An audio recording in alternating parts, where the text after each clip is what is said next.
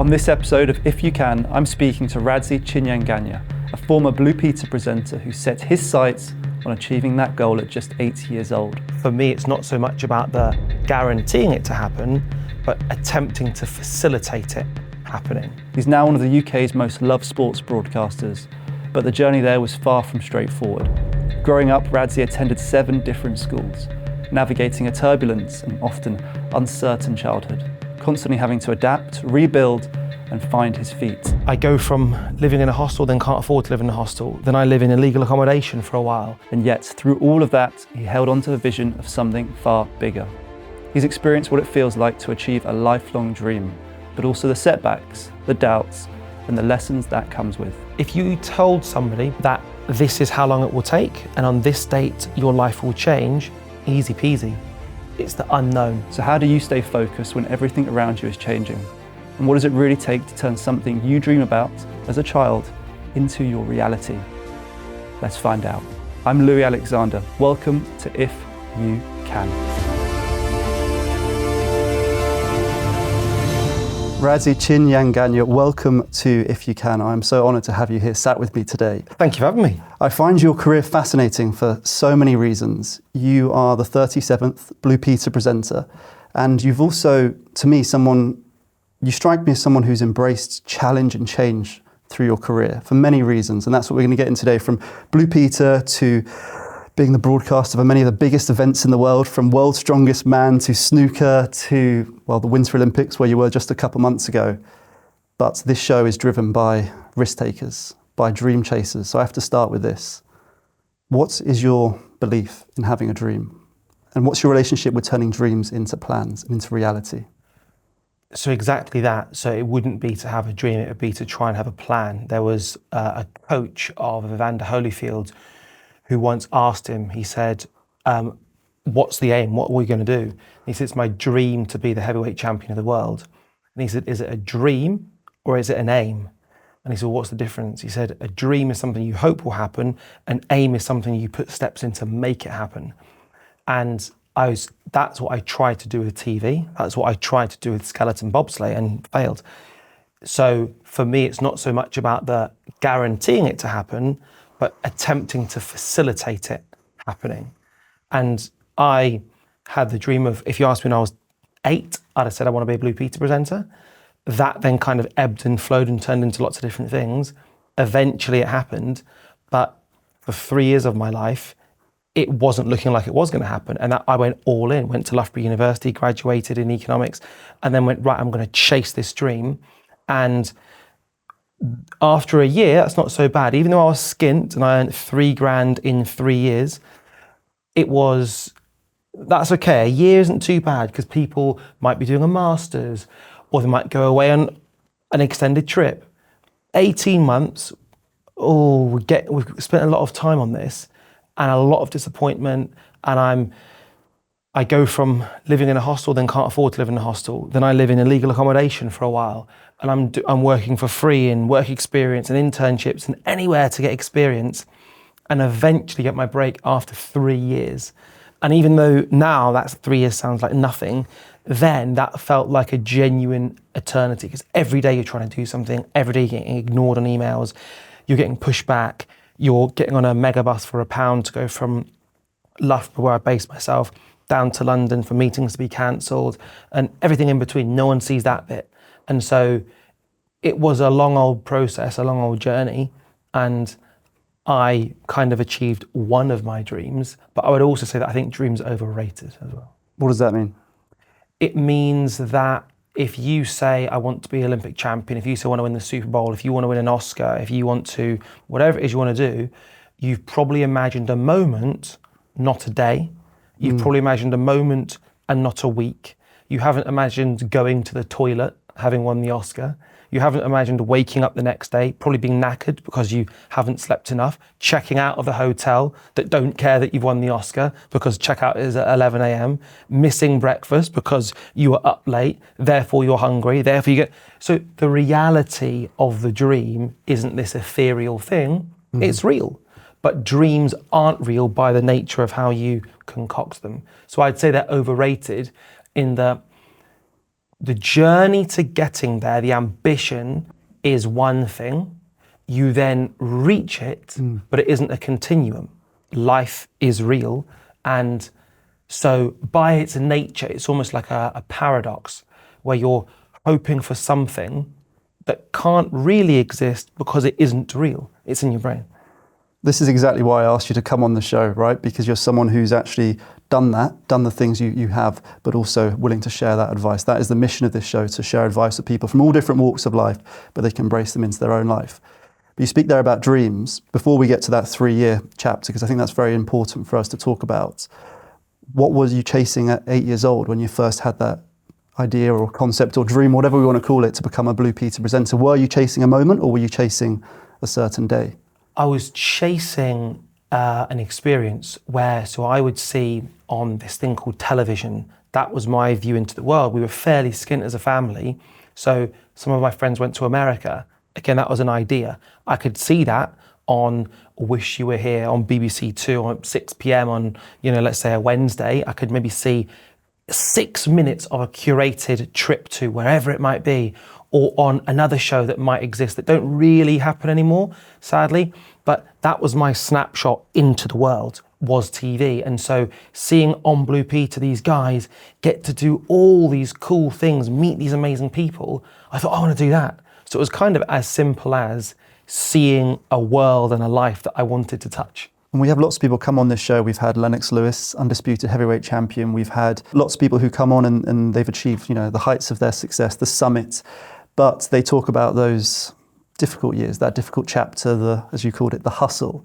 And I think it's quite easy for when people are at the height of their success, as you are in the broadcasting world, it's easy to sometimes overlook that as a listener or as an audience member, because it sounds like fun, right? You have to go through that to get to this. But actually, as someone who in my own way, in the adventure space, has been through a difficult time, in some ways are going through it now, these difficult foundation building years, actually it's not that glamorous, is it? It's actually sometimes quite lonely.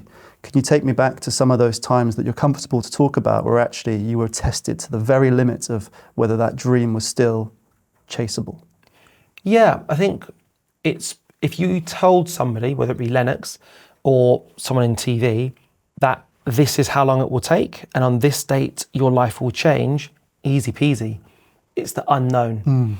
And I guess for me, so when I was I'd moved out of the illegal accommodation. I'm in Manchester at this point. I am an intern at CBBC, and I'm on, I think it was £42 a day. I think was what I was on, I think. And that just paid for my train from Loughborough and back, and just covered, I'd have microwave rice, tin sardines every day for dinner. I had porridge for breakfast.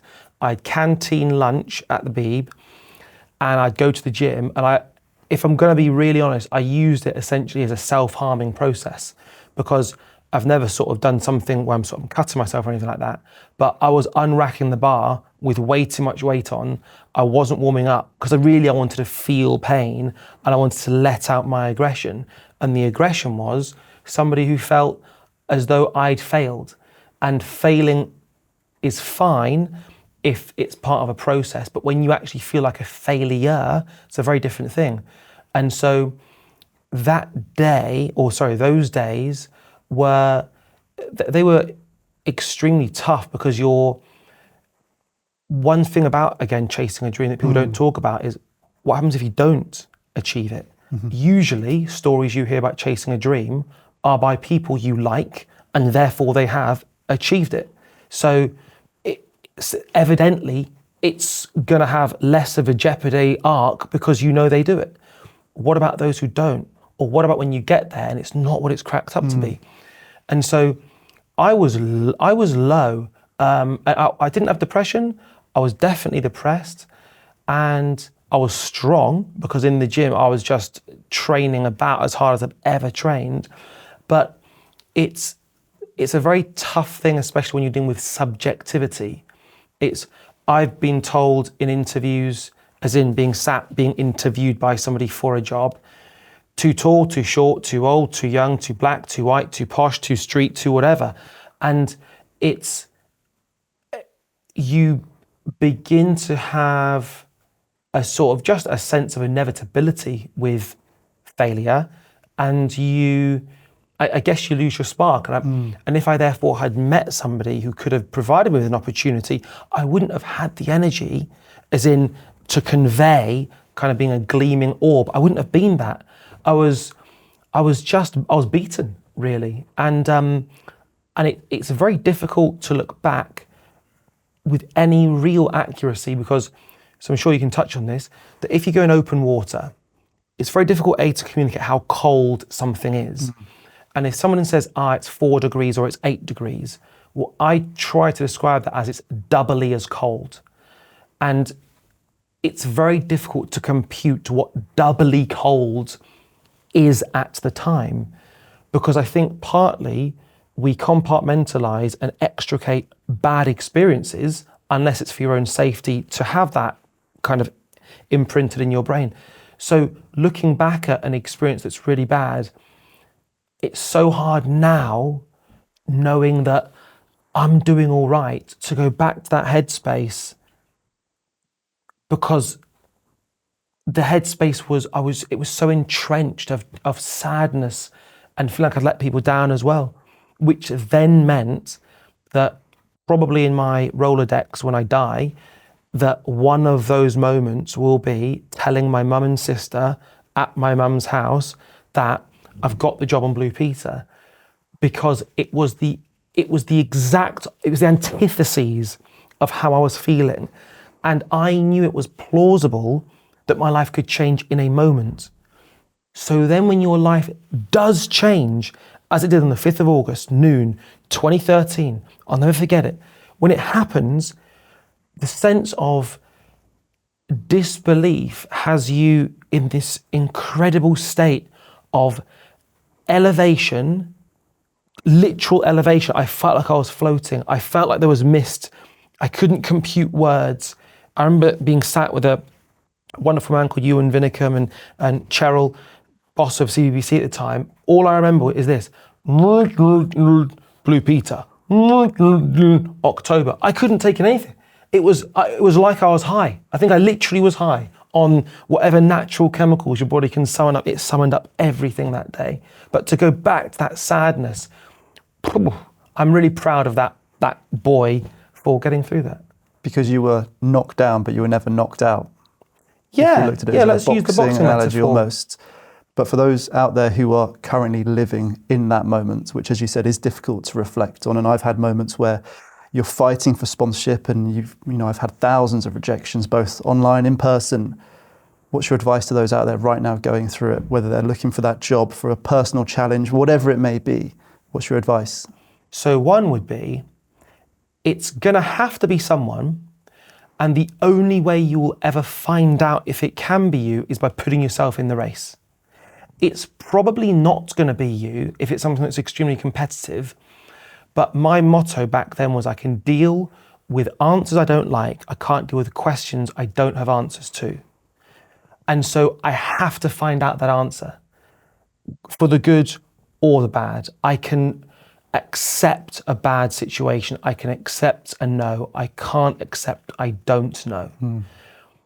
And I suppose when you also have to decide if something is worth the journey, because I come genetically on my dad's side from some pretty good middle distance runners.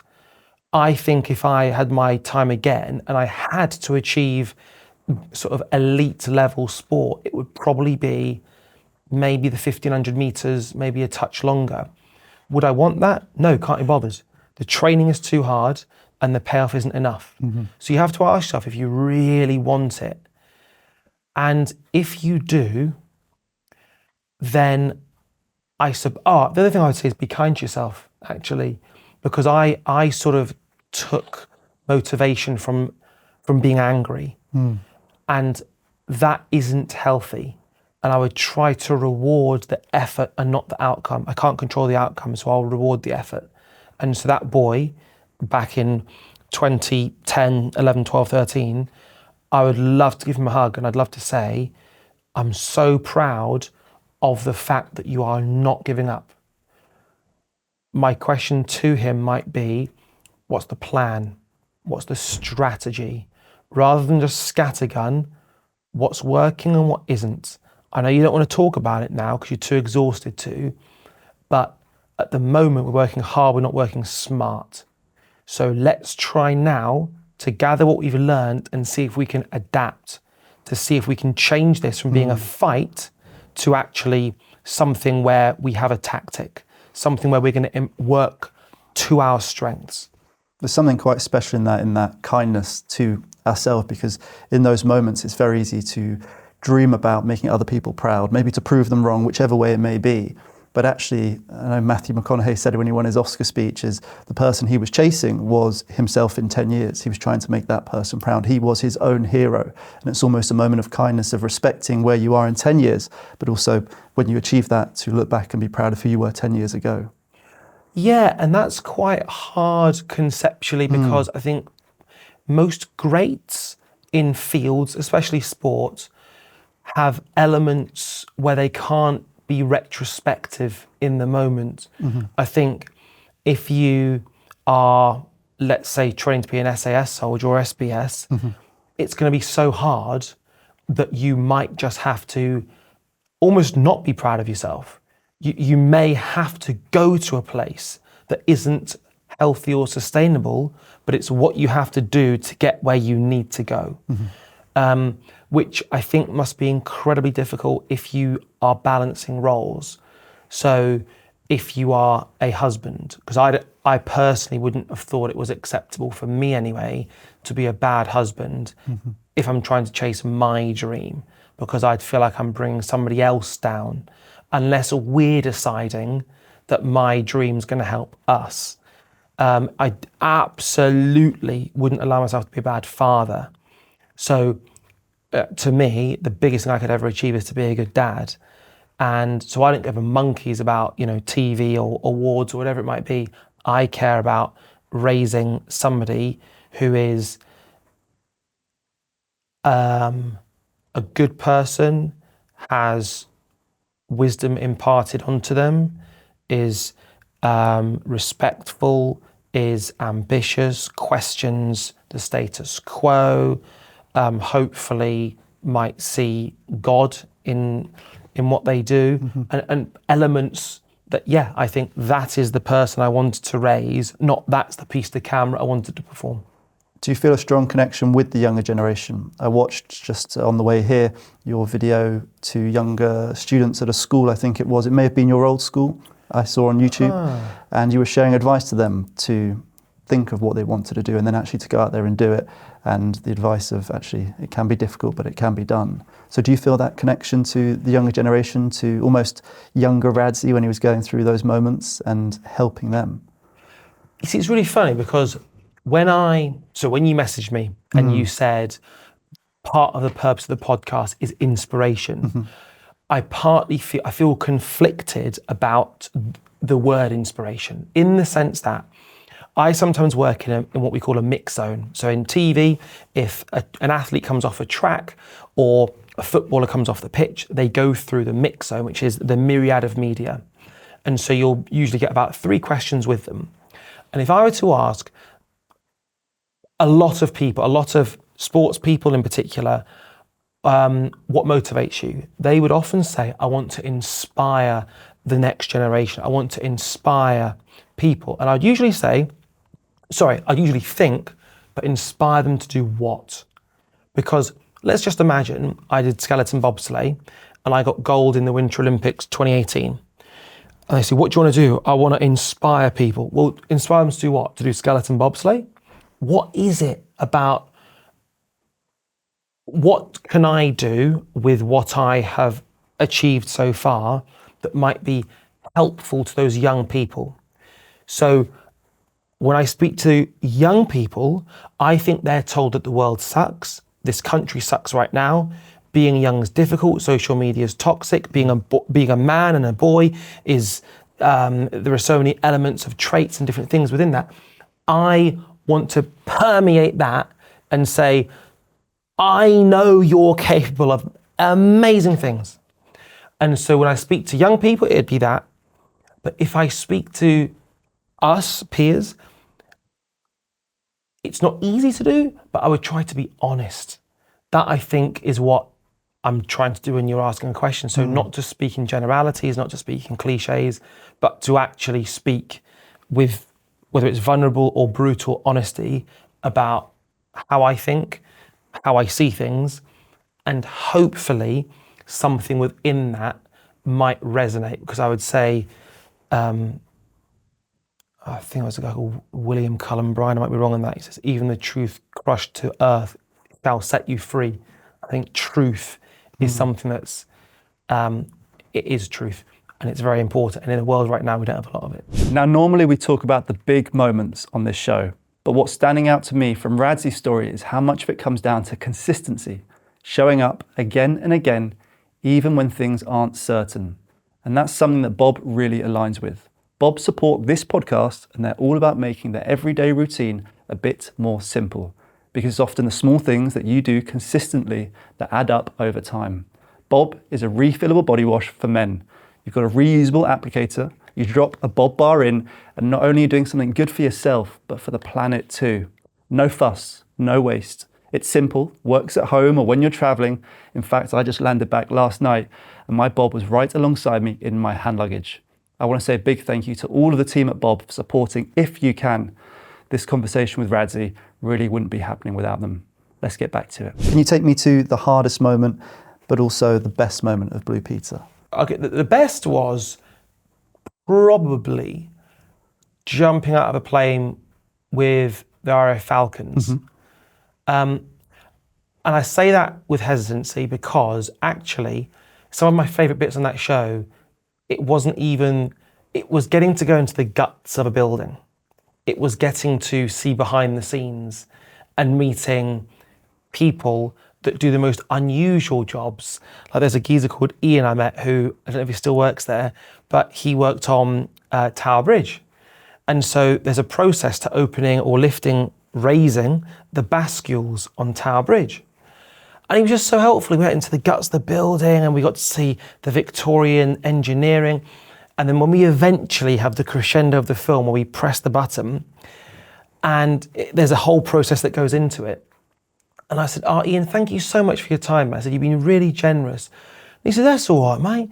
I said, you've worked here for so long. And I said, you speak with such passion. I said, it's a real privilege for us. And you've been very patient. I'm sure you deal with media people all the time, but thank you. He said, no, mate, it's lovely to just speak to people who love it. Like yesterday we had, what's that geezer's name? What is his name?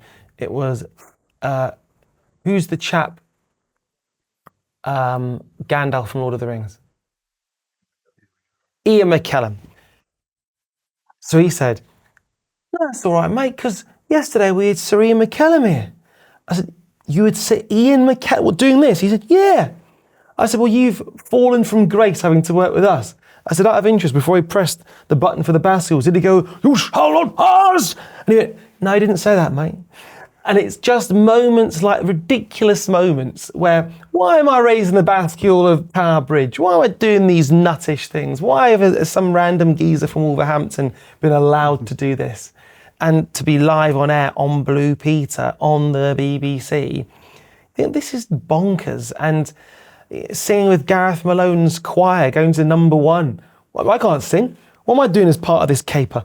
But yeah, so it's a joy, and it's a joy, or was a joy, but I feel like it is, because it's forever Blue Peter. You just have this incredible experience where you're not paid very much, but you don't need to be, because the experiences you have, just everything from going to 10 Downing Street, and me and my mate Lindsay, I said, Linz, I don't know when we're going to be back here. Should we go and explore? So we just ran around 10 Downing Street.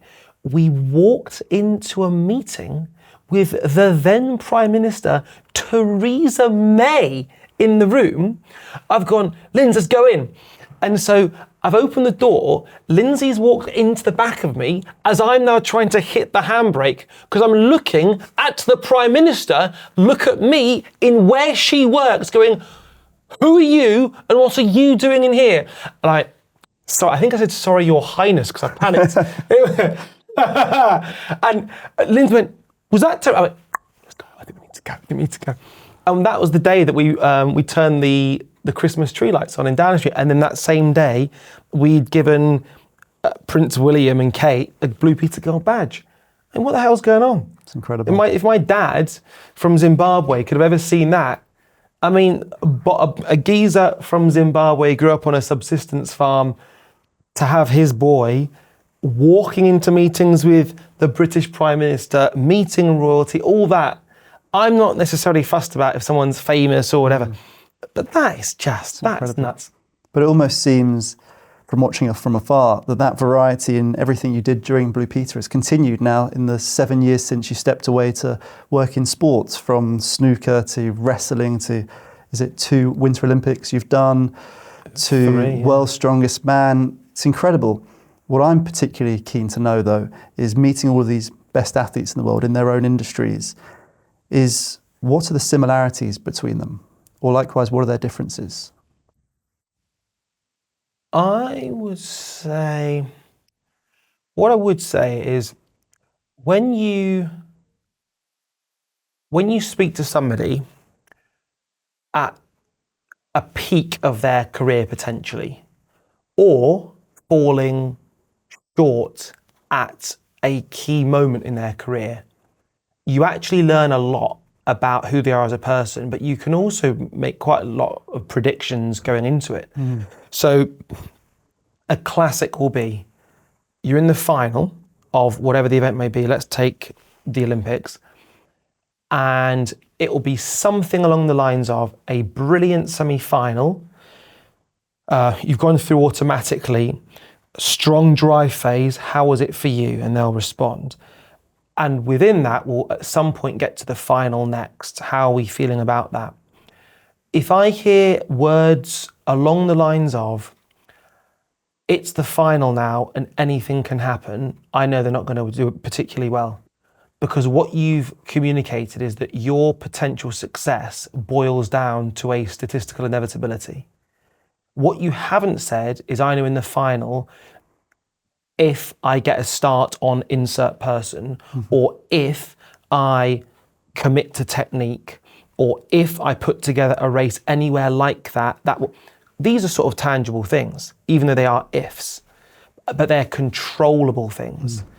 So you can actually really, through almost semantics, listen to the vernacular people are speaking with. And I'd say you've got a fairly good idea about who's robust, about who's actually up for it, who's got true confidence. I guess one of the things that you have with all sports is people who are the best of the best of the best. You can smell it. They carry themselves with authenticity, I suppose is how I describe it. It's not about being cool or being composed or being an extrovert, it's about being authentic.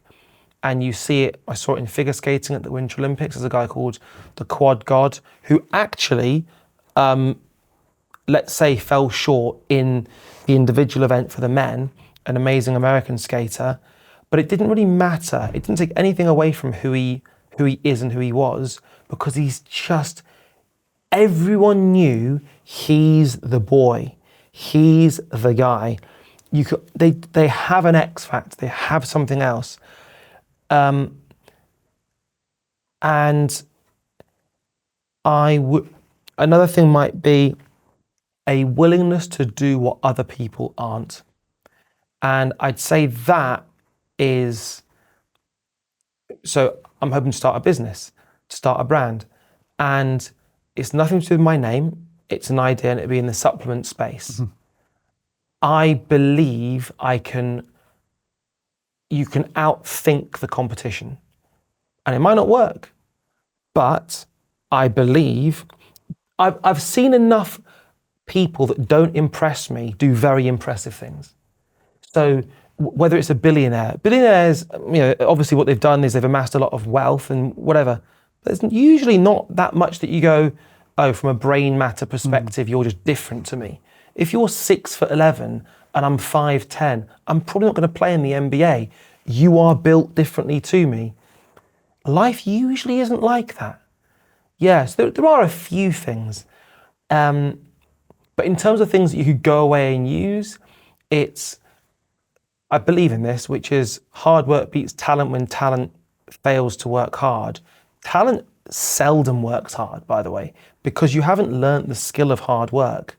And it might be good enough to be the best in your school or in your area, but not the best in the world on the whole. You have to be a physical gift. You have to have genetic ambrosia to not work hard and be the best in the world at anything. But most people I've seen who've achieved success, whether it be acting or presenting or whatever, they're willing to outwork the competition or extremely lucky. It's incredible advice. This conversation has been just as enjoyable as I hoped, so thank you for sharing with our audience. I normally finish with the same question, but I'm going to change it today because I've been inspired by everything you've said. How do you think 10-year-old Radzi would feel right now, hearing what you've achieved, sat right here next to me, worked on the biggest shows in the world, done everything with bigger plans to come? How do you think 10-year-old Radzi would feel? Hopefully proud. I'd like him to think he's cool. I'd like him to think that. And I'd like him to perhaps know that life's going to be all right. Actually, life is going to be all right. Because we were the poorest so that school I went to, the secondary school, we were the poorest family there.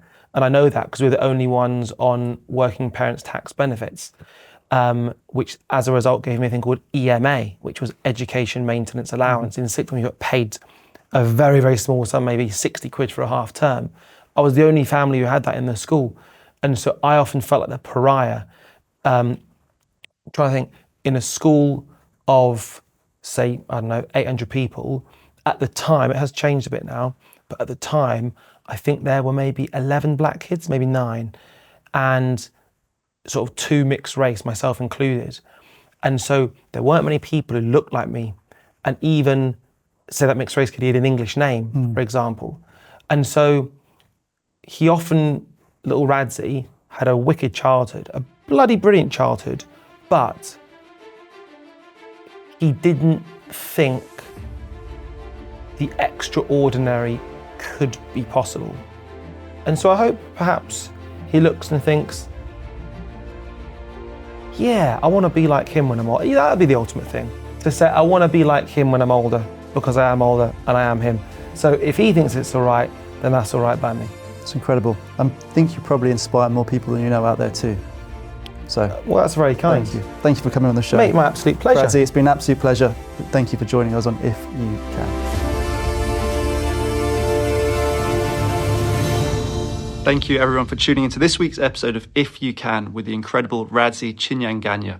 The experiences that Radzi's gone through in his life are so one of a kind, from Blue Peter to now working as one of the biggest sports broadcasters in the country and meeting people from all different walks of life. I'm so grateful he came on the show. So thank you, Radzi, for joining us on If You Can and sharing both your wisdom and your stories. It meant the world to us. But of course, we can't finish any episode of If You Can without our weekly segment called Bob's Everyday Hero, which is our opportunity to give a shout out and a thank you and a big well done to one of you, to one of our If You Can listeners who's achieved something amazing, big or small. It may be a work goal, a personal goal, a moment of kindness. It could be anything. You can nominate yourself, a friend, a family member, a colleague. You just have to drop us an email at louis@ifyoucanhq.com. That's louis@ifyoucanhq.com to be nominated. And each week we go through the emails, pick out one of the stories and send you your own Bob Shower pack to support you on your own journey. And this week's email comes from Paddy, and I'm going to read his email to you now. Hi Louis, I started a personal training business about a year ago after putting it off forever. It's still early, but for the first time I feel like I'm actually making progress. Client feedback is great, and I love the idea of helping people reach their goals. There are still moments where I doubt myself or wonder if it'll work long term, but listening to your show reminded me that having a plan and taking action is what separates it from just being a dream. It's given me that extra push to keep going, to stay consistent and see where it can really go. Thank you, Paddy. Wow, thank you, Paddy, first of all, for dropping us an email, sharing your journey. It's incredible what you're doing by the sounds of it. First of all, you're helping a lot of people. You're probably inspiring and helping more people than you actually know, and that can make a true difference on its own. And how great that you've started your own business too. It's been 4.5 years since I took that leap to go self-employed and become one of these professional adventurers, whatever that may mean. And I understand the challenges. To have a dream is one thing, but to turn that into a plan is another. But what I think is that dream is so important. That is the spark for everything that follows. So embrace that dream, embrace the challenges that it comes with as you turn it into a plan. The highs, the lows, the lonely moments, the moments of success, everything in between. It's part of your story. And I promise you, it will all be worth it. I'm going to send you out your own Bob Share pack to support you on your journey too. Thank you everyone for tuning to this week's episode of If You Can, and we will see you next week for the next episode. Bye now.